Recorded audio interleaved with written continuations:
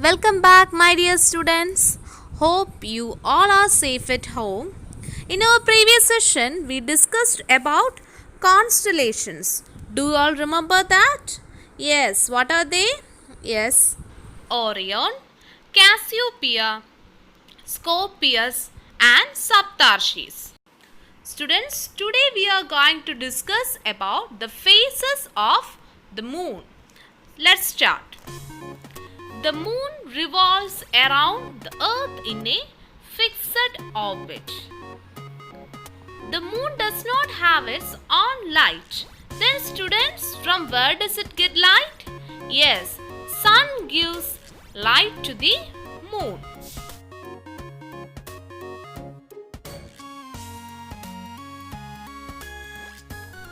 When the moon is between the earth and the sun, we cannot see the moon at all.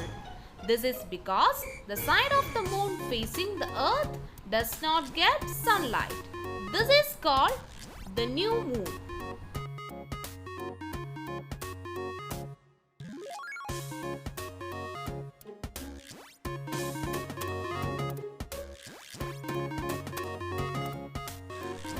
After 2 or 3 days, we can see some part of the moon.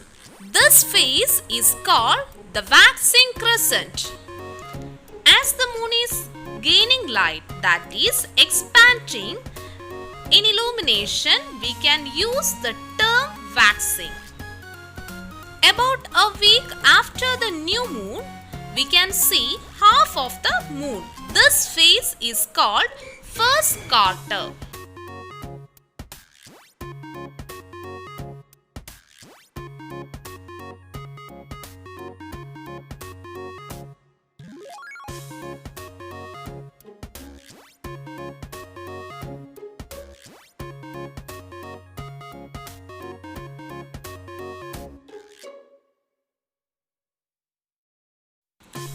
Two or 3 days after the first quarter, more than half of the moon is visible. This phase is called the waxing gibbous.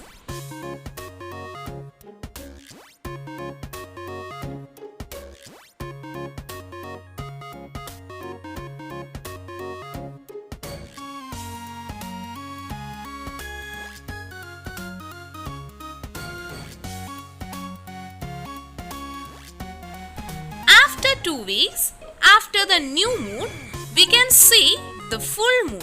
This is because the full side of the moon facing the earth gets sunlight. Now the moon begins its return journey from the full moon to the new moon.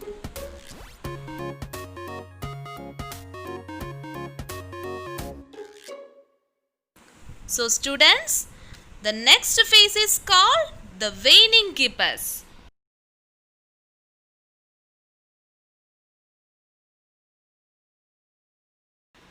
As the moon is now losing light, that is decreasing in illumination, we use the term waning.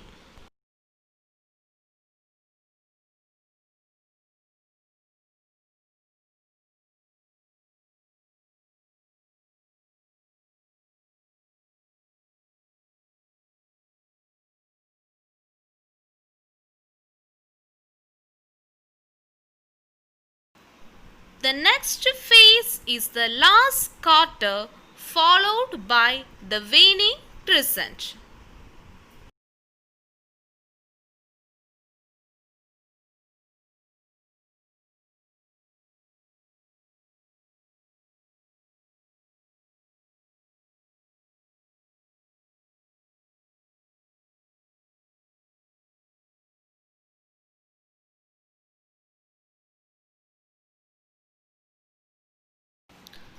When the moon comes back between the earth and the sun, it enters the new moon phase again.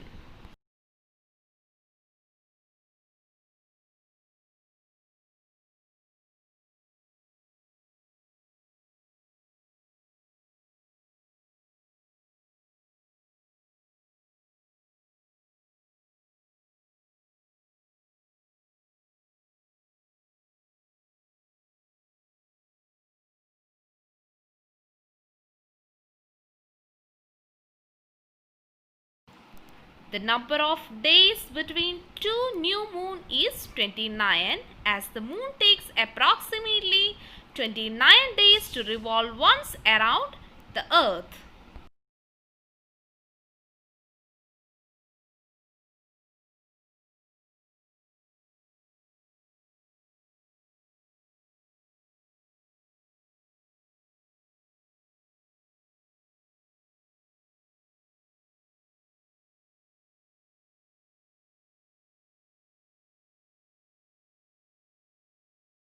These changing shapes of the moon are called phases of the moon.